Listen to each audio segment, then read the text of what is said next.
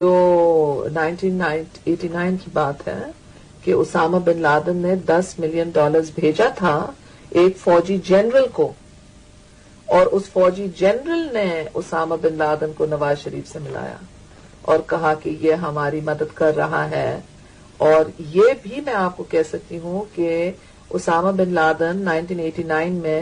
February 89 میں سعودی عربیہ واپس چلے گیا۔ میں اس کو نہیں جانتی تھی، مگر $10 ملین کے حوالے سے مجھے معلوم ہے کہ وہ واپس چلے گیا تھا سعودی عربیہ، کیونکہ جہاد ختم ہو چکا تھا۔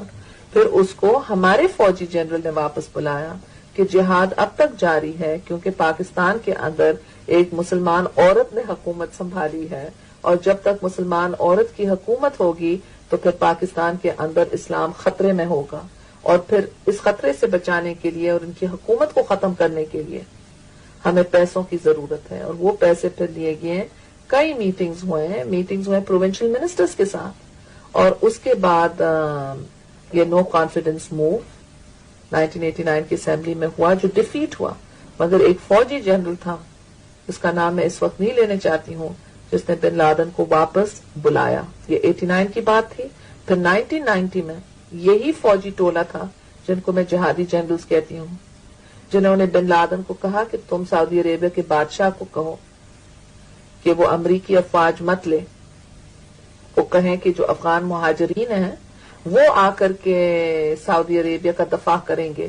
آپ کو یاد ہوگا 1990 میں کویت کا قبضہ ہوا تھا، خطرہ تھا کہ سعودی عربیہ پر بھی صدام حملہ کرے گا۔ یس، تو اس وقت تو پھر اسامہ کا تو جھگڑا کنگ کے ساتھ ادھر شروع ہوا، پھر وہ واپس جا نہیں سکا اس جھگڑے کی وجہ سے، اور وہ وقت تھا جب یہ پلاننگ ہوئی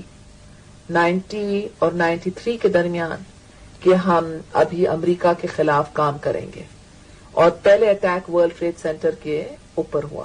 اور اس کے بعد پاکستان کو خطرہ تھا کہ پاکستان کو دہشت گرد ملک قرار دیا جائے گا۔ اسلم بیگ ان کی فیور میں بیان دے رہے تھے، وہ بھی بیان